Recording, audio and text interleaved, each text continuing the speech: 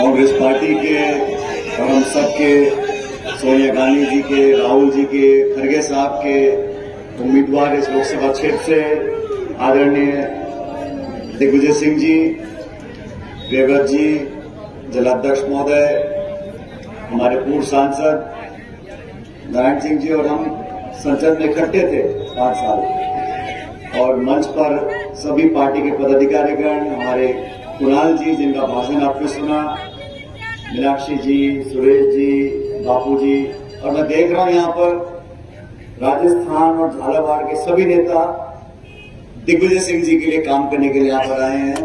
मंच पर सभी हमारे साथी बैठे हैं और इस सभा में मौजूद दोस्तों, नौजवान साथियों, बुजुर्गों और प्यारे बच्चों, अभी आपने भाषण सुने प्रियव्रत जी के, दिग्विजय सिंह जी के।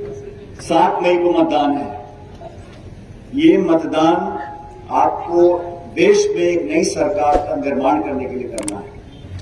ये मतदान इस देश के अगले 5 साल की दिशा और दशा तय करने का मतदान है। ये लोकसभा में आपकी नुमाइंदगी कौन करेगा, इस बात का निर्णय आप लोगों को करना है। और मुझसे पूर्व में जो भाषण दिए, मुझसे बेहतर आप जानते हो कि आपने जिन सांसद को चुन के रखा है उनकी तुलना अगर हम दिग्विजय सिंह जी से करें, और मैं इसलिए दिग्विजय सिंह जी को बोल रहा था कि आप मेरे से उम्र में बड़े हो, सब चीज में बड़े हो, स्वर्गीय पायलट साहब के साथ आपने काम किया है, ये मुझे शोभा नहीं देता कि मैं आपके बाद भाषण दूं, लेकिन ये बहुत आप जानते हो जिद्दी हैं, पकड़ लेते हैं कि बात को कुछ छोड़ते नहीं।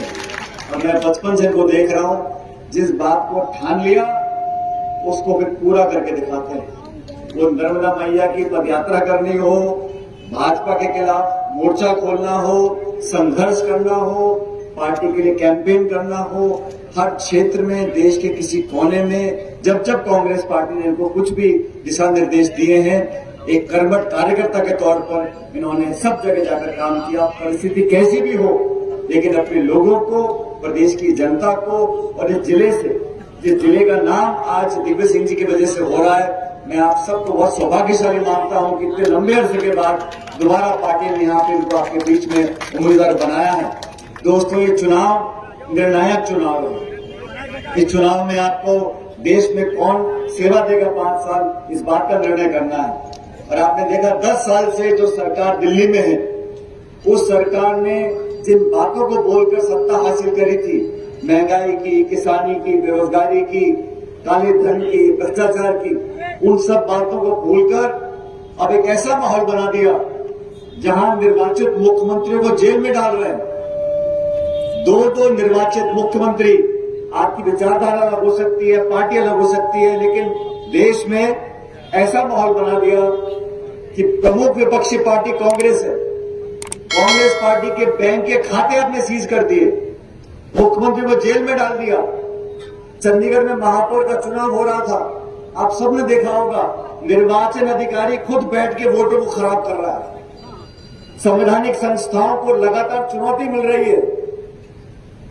देश में भय का माहौल बना रखा है, प्रतिशोध की भावना से, बदले की भावना से विपक्ष को टारगेट किया जा रहा है। सरकार की पूरी ताकत लगी हुई है विपक्ष के नेताओं की आवाज को खत्म करने के लिए।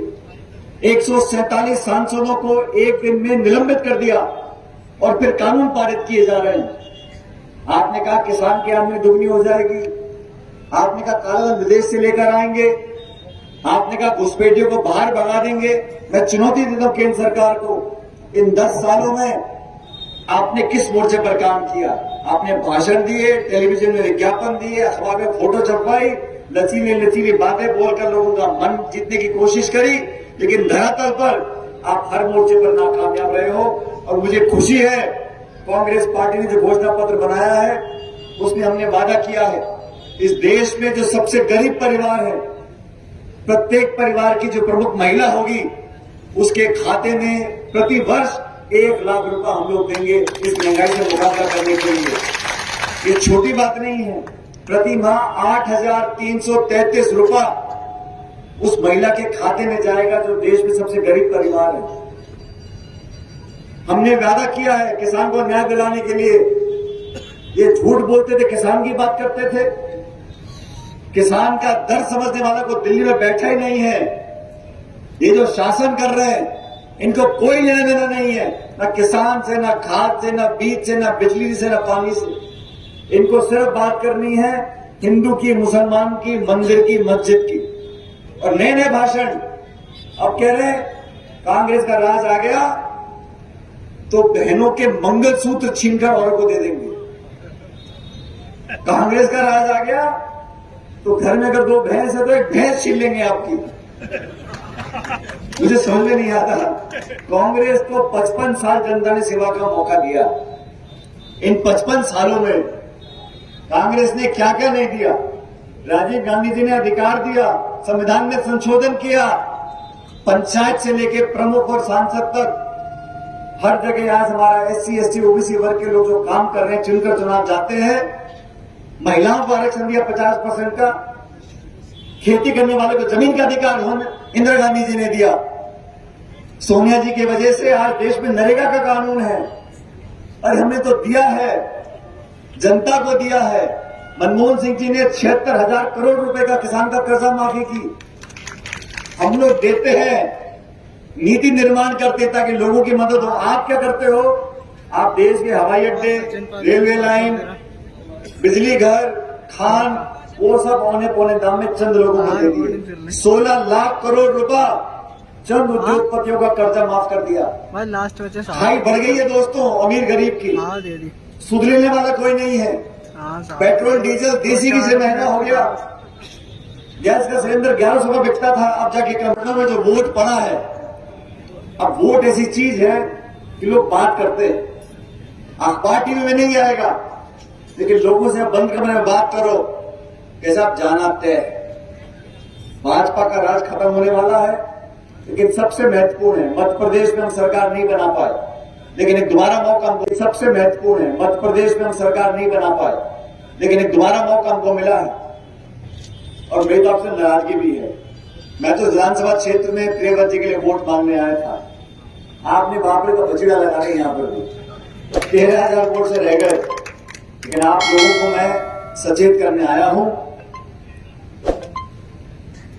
दिग्विजय सिंह जी चुनाव जीत रहे हैं, कृपया करके इस भवन में अपनी आहुति डालो और 26,000 से कम जीत होनी चाहिए दिग्विजय सिंह जी की। ये निवेदन आपसे करने के लिए आया हूं।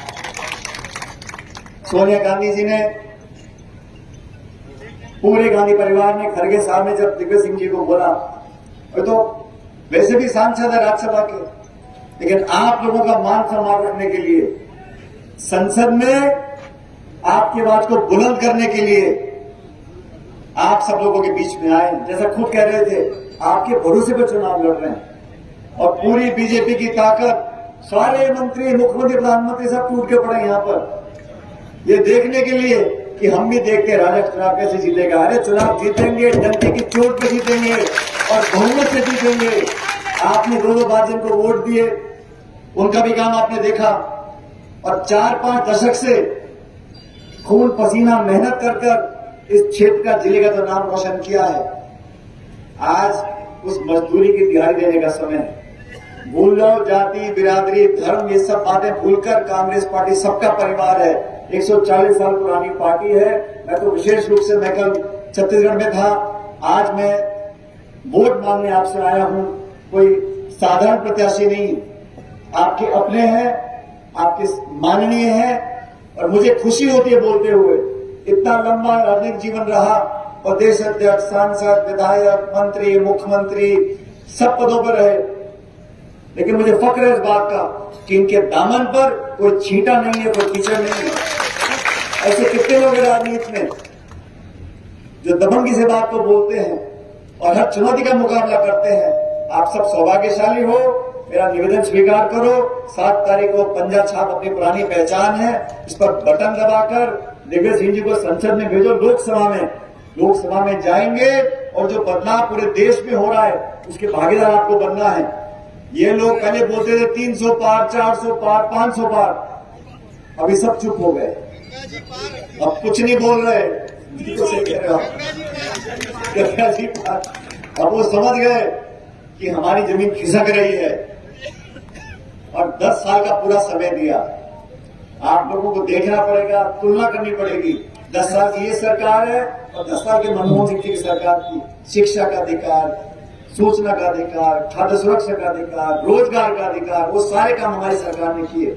और ये लोग, मैंने कहा ना, अब ऐसी ऐसी बातें बोल रहे हैं कि देख कांग्रेस पार्टी आ गई तो पाकिस्तान में पटाखे चलेंगे, कांग्रेस पार्टी जीत गई तो आपका घर छीन लेंगे। मतलब लोगों को डरा रहे हैं और सफेद झूठ बोल रहे हैं। हमारा घोषणा पत्र छपा हुआ है, स्याही में लिखा है, किसान को एमएसपी पे कानून बनेगा, गरीब परिवार को ₹1,00,000 मिलेगा, 30 लाख पद भरे जाएंगे, दिहाड़ी नरेगा की 400 रुपए होगी। अरे गरीब की जेब में पैसा जाएगा तो राहत इस देश में मिलेगी। इस सबको संभव करने के लिए हम सब सामूहिक रूप से आपसे निवेदन करने के लिए आए हैं कि दिग्विजय सिंह जी को आपने लंबा आशीर्वाद दिया, इनके पूरे परिवार को दिया, इनको दिया कि ना, जैसा वो खुद कह रहे हैं, बाकी लोग कह रहे हैं, इस उम्र में आखिरी बार चुनाव लोकसभा का लड़ रहे हैं। आप सबसे कहना चाहता हूं, एक एक वोट इनके 40, 45, 50 साल के परिश्रम, लगन, त्याग, तपस्या को देनी है। एक एक वोट पंजा छाप मोहर लगानी है। 4 जून को जब मतगणना होगी तो सबसे ज्यादा वोटों से पूरे प्रदेश में अगर वो जीतेगा तो दिग्विजय सिंह जी को जीतना चाहिए। ये दिग्विजय सिंह जी, मैंने कहा ना आपको, बहुत जिद्दी है, लेकिन मैं भी भतीजा जिद्दी कम नहीं हूं उनसे, मैं भी ऐसे मारूंगा नहीं। आपने प्रेरित की नैया पार्टी लगाई, लेकिन दिग्विजय सिंह को जिताना पड़ेगा भारी बहुमत से। दोनों हाथ खड़े कर मुझे आश्वासन देकर जाओ कि भारी बहुमत से जीतेंगे और लाखों वोट से जीतकर संसद में जाएंगे। बहुत बहुत धन्यवाद।